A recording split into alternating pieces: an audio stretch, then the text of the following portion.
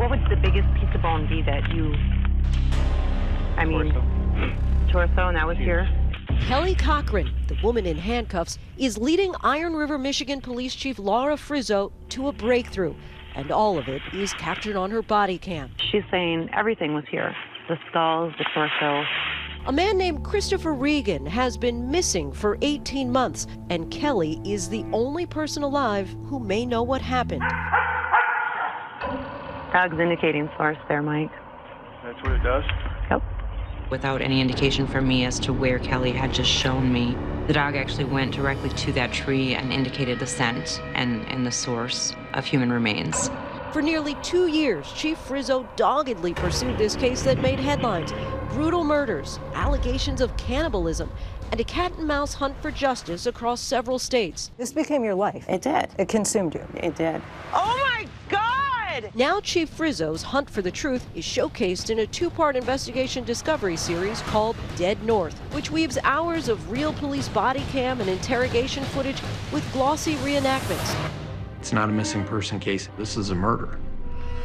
It all begins in Michigan's remote Upper Peninsula in October of 2014 when Christopher Regan is reported missing from Iron County. Chief FRIZZO is on the case and learns Regan has been sleeping with a married woman named Kelly Cochran. She questions Kelly and her husband Jason and sees red flags right away. What's your initial reaction when you meet them? Watching and listening to the interviews, at that point I knew that something wasn't right. There was most definitely a possibility of their involvement. Hi, I'm Chief Laura FRIZZO with the Iron River Police. Nice to meet you. Nice to meet you. Chief FRIZZO wonders if jealousy over the affair may have something to do with the missing man. She eventually gets a search warrant to enter the Cochran house. Not on us, but we have weapons in the house. You want to tell me where they are? I've got a 22 under there. Police gather evidence but make no arrests. Then, under the cloak of darkness, the Cochrans flee to Indiana. Normal people pack their things and take them with them. They don't just leave everything behind, which is what they did. The neighbors they left behind in Michigan tell Chief FRIZZO that the Cochrans began behaving strangely right around the time that Chris Regan went missing, using power tools in the middle of the night. Sanding away. Just sanding. Reciprocating saw. It's the one with the real long blade goes back and forth. And then came an invitation for dinner. Kelly and Jason asked if I wanted to come over for dinner one night. I was like, yeah, sure. And this was like 2 days after Chris was missing. All of a sudden, in 1 week, they're having them over to their house for dinner. And they've got all this meat. And, how'd they get all that meat? And where'd they get the money for it? Well, it was definitely something I never ate before. It was like a transparent kind of like meat, like a lobster or shrimp. We were always wondering about that. What if they were that kind of people and actually did kill a guy and then butchered him up and had us over for dinner?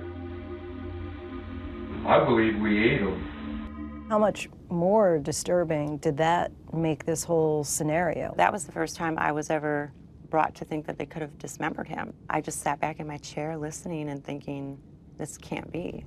While Michigan authorities struggle to make headway in Chris Regan's disappearance, across state lines in Indiana, authorities receive a phone call that sparks their own investigation. Wake County 911. Again, Kelly Cochran is at the center of it. She calls 911. It's about her husband, Jason. His face is like blown. He's breathing barely. I don't know what's wrong. He's throwing up. He's sweating. Jason Cochran ends up dying.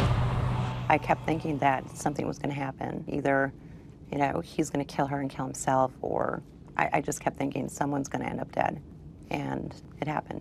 The autopsy report rules Jason's death a homicide. Toxicology showed a large amount of heroin in his body, but he had been suffocated before an overdose could kill him. How you doing?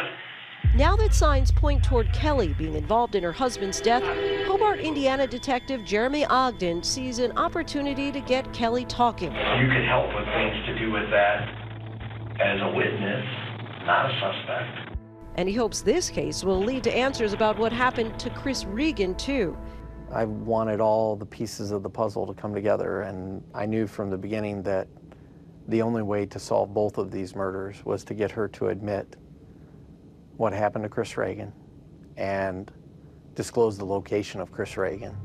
Detective Ogden comes up with a plan to spook Kelly using a close friend of Jason's named WALT AMMERMAN. He's going to call Kelly with a red herring, pretending that her husband Jason mailed him a letter before his death.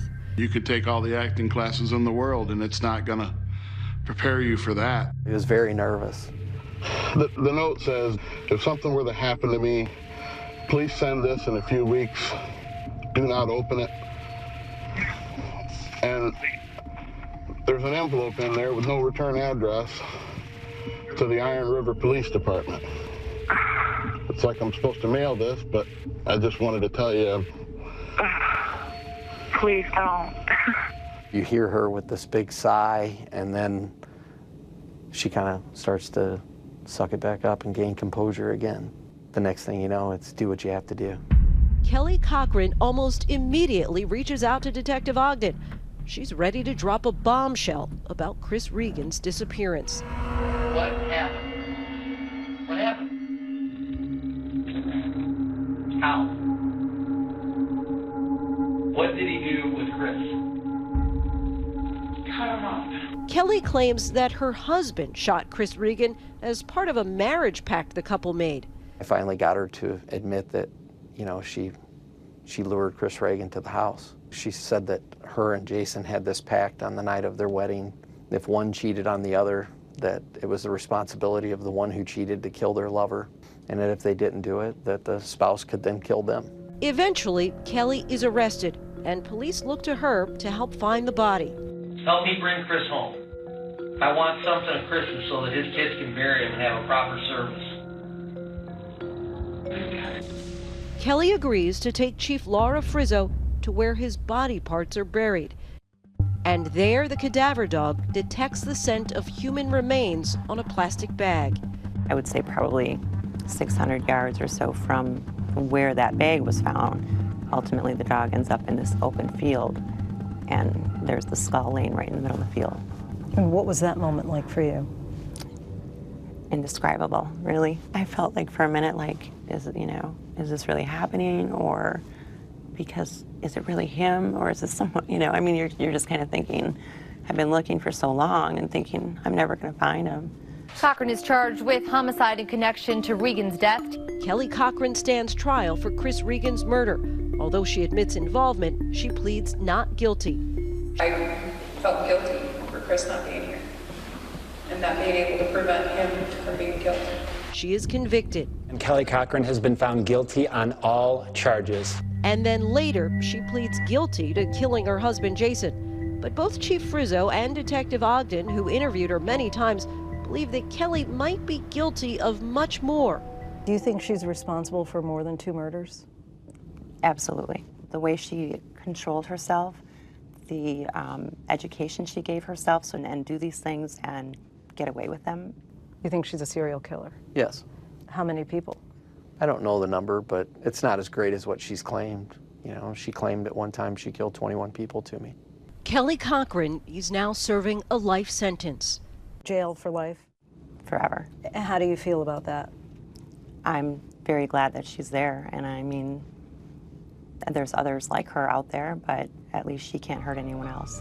For Nightline, I'm Lindsay Davis in New York. Hi everyone, George Stephanopoulos here. Thanks for checking out the ABC News YouTube channel. If you'd like to get more videos, show highlights, and watch live event coverage, click on the right over here to subscribe to our channel, and don't forget to download the ABC News app for breaking news alerts. Thanks for watching.